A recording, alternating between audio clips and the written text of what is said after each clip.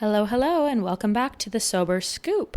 My name is India Gantz. I'm your host, and today we're going to be talking about what to do with your life in sobriety.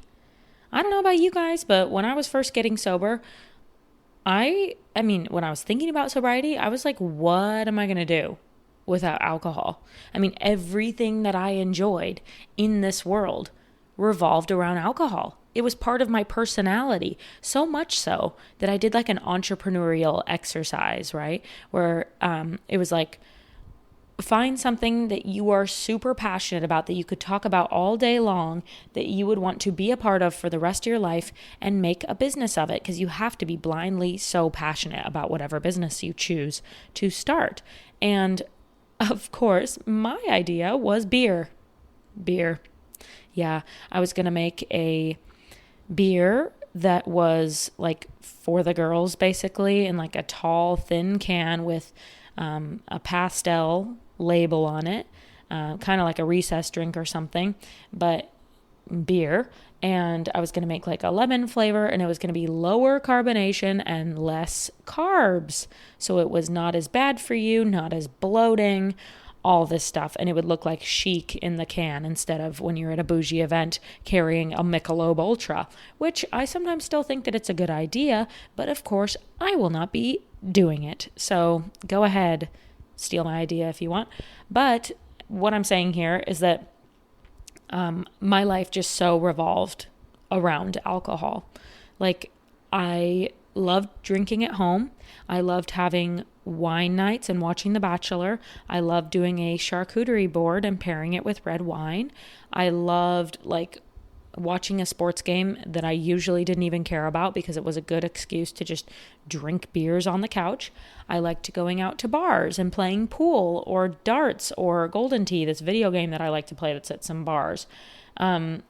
Anything that I enjoyed doing was alcohol. If I was going to go watch the sunset or take a walk, like all of those things, for me personally, would include alcohol. I kind of got to the point where I was like, what is life without alcohol? Everything that I enjoy revolves around booze.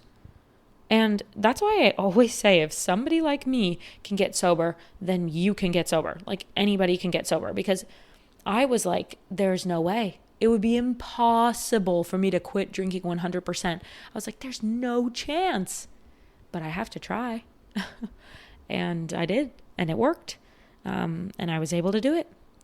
And I literally love life now in sobriety. Love it. I prefer all of my sober girl drinks. I prefer all the activities that I do now to the ones that I did when I was a drinker. I also prefer doing certain activities sober that you might immediately think should involve booze, or at least they would for a drinker. Everything is better in sobriety, and it wasn't always this way. It's taken some time. I am 435 days sober. June 20th, 2024. Yeah, it's taken a long time to get to this point, but now I so prefer my sober life, and there is so much to do. So in today's episode, I want to give you some ideas for fun things to do, and maybe just give you like a little glimmer of hope that life can actually be better in sobriety than it is as a drinker. So let's dive in. Welcome to the Sober Scoop. This is a judgment-free zone where we talk about how to get sober and stay sober. You're not alone. I hope you feel seen. Quitting alcohol is the best decision I've ever made. So just generally, life is so beautiful. Without sounding too cheesy, life is so beautiful. And I think when you're drinking, you don't notice the beauty as much. Everything is dulled. And it almost feels like, because alcohol is involved in like every situation, that life is pretty dang boring without alcohol. I couldn't imagine sitting through a hair appointment without a little buzz going, or like getting my nails done, or doing the dishes, or going to the grocery store. How could I do that without alcohol?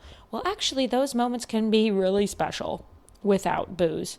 And seriously, alcohol just dulls your life. It dulls your sparkle. It dulls the light of this world. And in sobriety, you genuinely do appreciate all the little things and you see the beauty in the little things.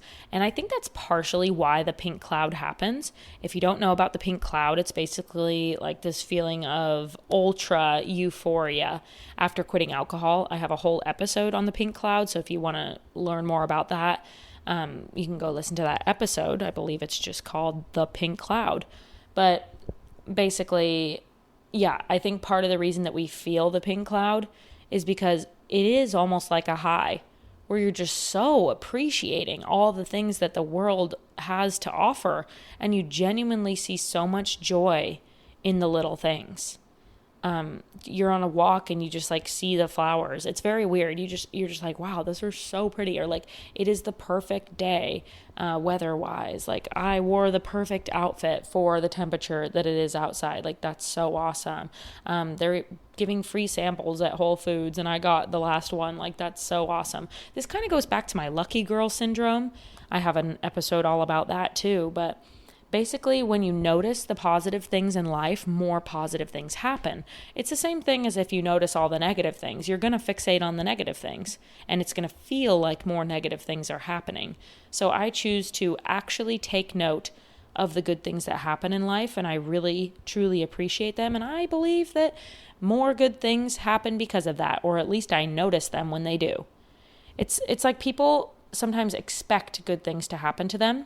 And then when the bad things happen, they're like, oh my God, my world is just crushed and shattered and this is not how I wanted it to go. Oh my God. But instead, I mean, I don't think that I deserve a bad life, but I just live like this neutral life, right? Like bad things are going to happen, good things are going to happen. But I choose to notice and appreciate the good things, and therefore I experience more good things. It's a thing. Look it up, Lucky Girl Syndrome, or go listen to that episode. It's one of my favorites, actually, because that mentality is just so special, and it'll change your perspective on the world, literally. You will just think of, like, all these amazing things in the world are happening to you, like, for you, and not in, like, a spiritual way, but, like, you just notice the tiny little good things that happen to you. Like, you get a good parking spot.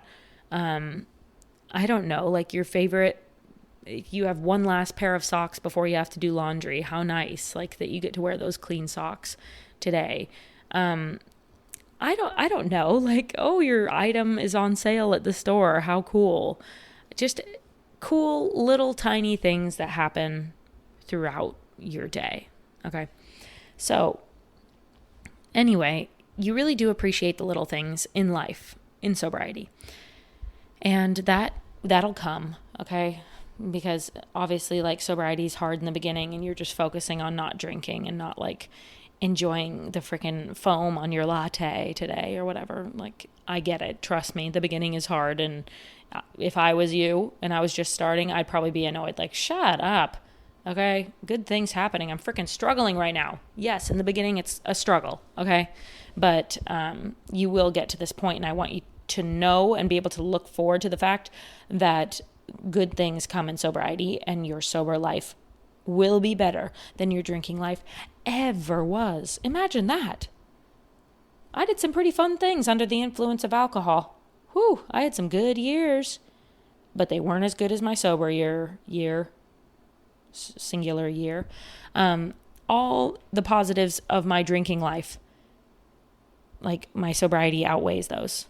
Isn't that wild? That's what I mean about appreciating the little things. It's like your highs are maybe not as high, but your lows are not as low. And you just learn to appreciate that. So anyway, some fun things to do in sobriety.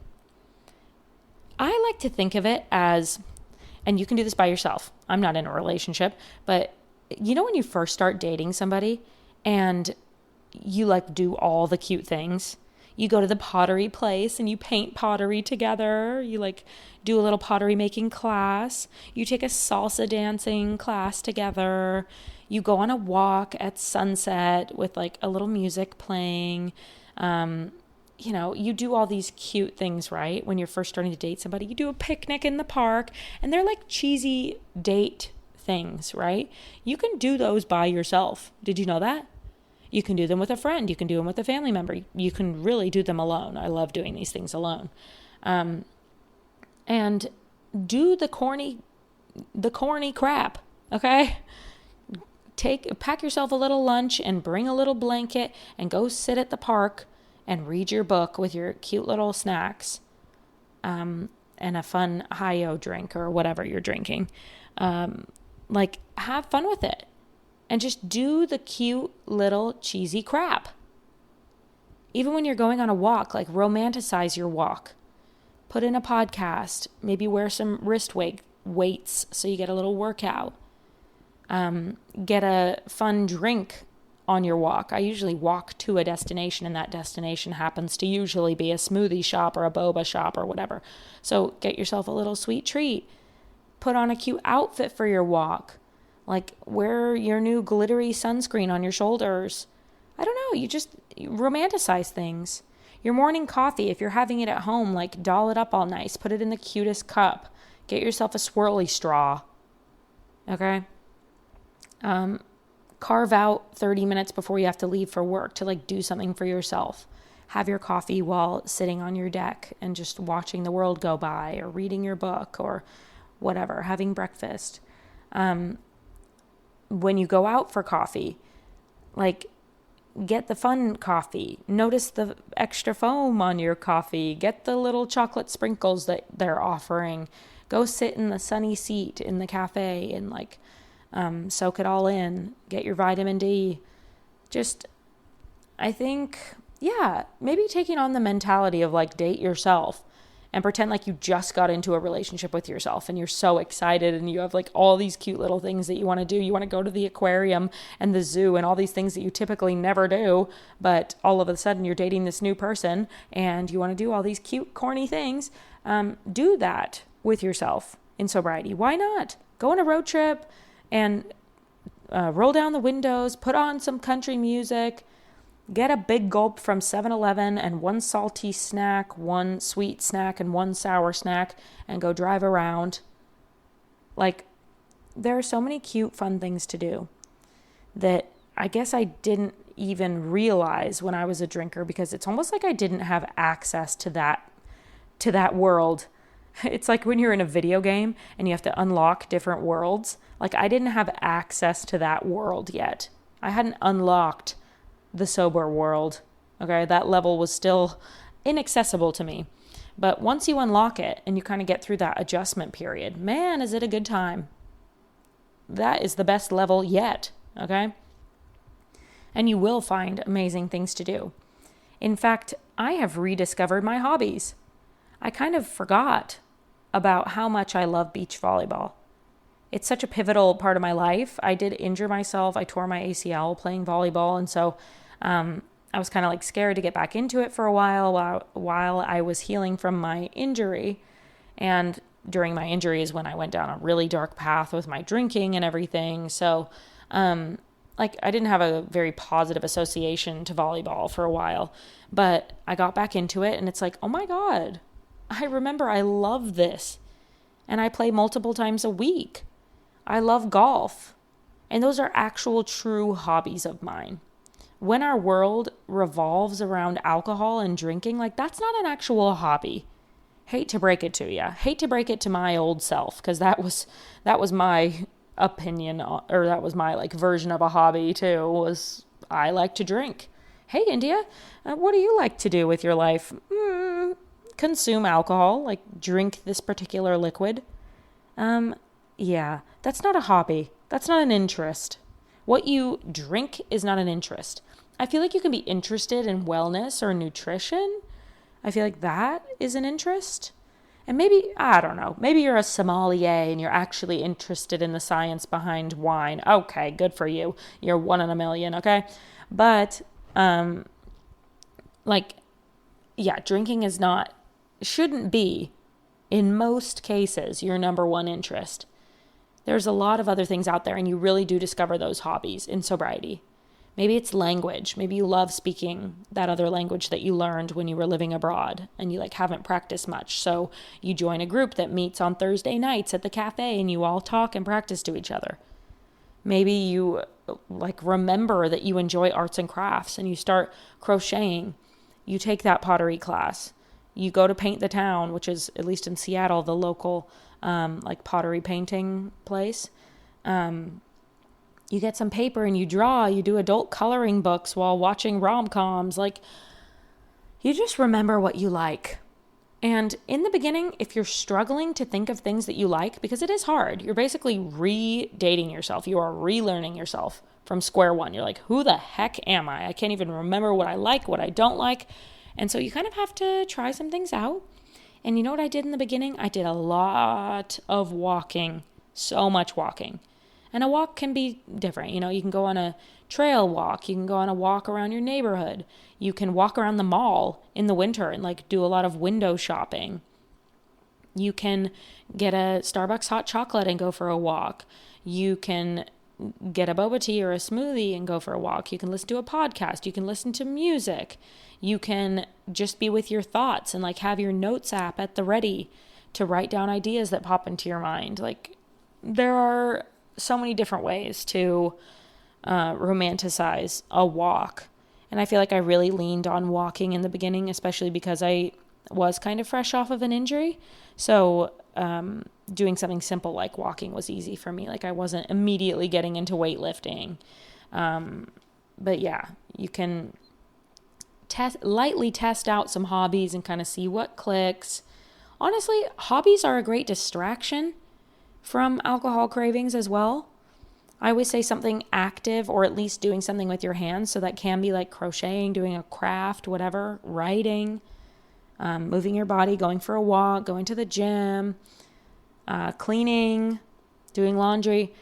Things that occupy yourself physically are really good distractions from alcohol cravings. So just dive into some of those, see what sparks your interest. And ChatGPT is pretty awesome too. Go on to ChatGPT and type in fun activities to try in sobriety. And you can be specific. Activities that I can do at home in sobriety.